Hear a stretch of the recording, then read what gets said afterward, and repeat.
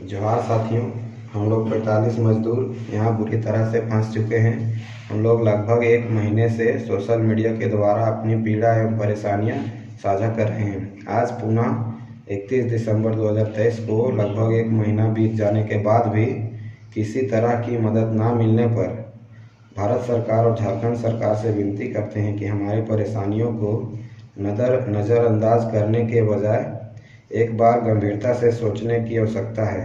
20 दिसंबर 2023 को हमारा किचन बंद होने के बाद हम लोग इधर उधर से पैसे मांगकर बड़ी मुश्किल से अपनी गुजारा कर रहे हैं। लगभग 10 दिनों से हम लोग भरपेट खाना नहीं खाए हैं। हम लोग अपने स्वास्थ्य के लिए भी कहीं से कोई मदद नहीं मिल रहा है। एम्बेसी भी हमारा कुछ मदद नहीं कर रहा है। अतः हम लोग भारत सरकार और झारखंड सरकार से नम्र निवेदन करते हैं कि जल्द से जल्द हमें वेतन के साथ वतन वापसी कराया जाए।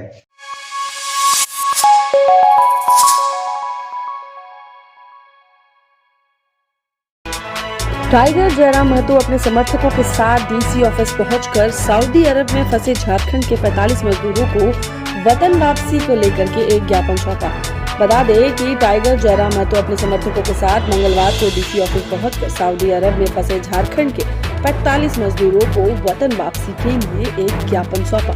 इस बाबत में उन्होंने कहा कि इस क्रम में कहा कि झारखंड के नवाडी, बगोदर समेत इलाकों के 45 मजदूर सऊदी अरब में फंसे हुए हैं और उन लोगों ने कहा कि जो बंधक बना लिए गए हैं, उनका कहना है कि सभी मजदूरों की हालत दयनीय है और बीमार हो गए हैं। उनके लिए न मेडिकल सुविधा है और न ही दवाई दी जा रही है, जिसके कारण कई दिनों से फंसे मजदूरों की तबीयत भी खराब होती जा रही है। मजदूरों को भरपेट खाना भी नहीं मिल पा रहा है। नए साल से पहले मजदूरों की वतन वापसी को लेकर उपायुक्त से मिलकर मामले को अवगत कराया। उन्होंने उपायुक्त के माध्यम से राज्य सरकार का भी इस ओर ध्यान आकृष्ट करते हुए मजदूरों के सकुशल वतन वापसी की मांग की। हाउस तक भी खबर आई होगी कि सऊदी अरब में हमारे झारखंड, बिशुनगढ़, बगोदर, नवाडी के 45 मजदूर फंसे हैं। यानी आप कह सकते हैं उन्हें एक प्रकार से बंधक बना लिया गया है। और सबसे बुरी स्थिति ये है कि उनमें से 3 मजदूर जब उनसे 2 दिन पहले हमारी बात हुई थी तो बीमार हो चुके थे। दवा पानी की कोई व्यवस्था नहीं थी। और आज जब पुनः उनसे बात हुई तो 7 मजदूर बीमार हो चुके हैं। तो थोड़ा सा आप कल्पना कीजिए, क्योंकि जब हम ये बात कर रहे हैं थ्योरी में बात कर रहे हैं, जब आप वीडियो यानी प्रैक्टिकली जब उनसे रूबरू होंगे तो आपकी आंखों में आंसू होगा जिस प्रकार से वो अपना जीवन यापन कर रहे हैं। आपको मैं बताना चाहूँगा, वो जो शौचालय के लिए जो पानी आता है उस पानी का सेवन वो पीने के लिए कर रहे हैं। मार्केट से खरीद कर एक रोटी लाते हैं, 1 रुपया में एक रोटी मिलता है वहाँ के हिसाब से, और उस एक रोटी को 2 लोग बांट के खा रहे हैं। तो सोच सकते हैं कितनी पीड़ादायक स्थिति में है।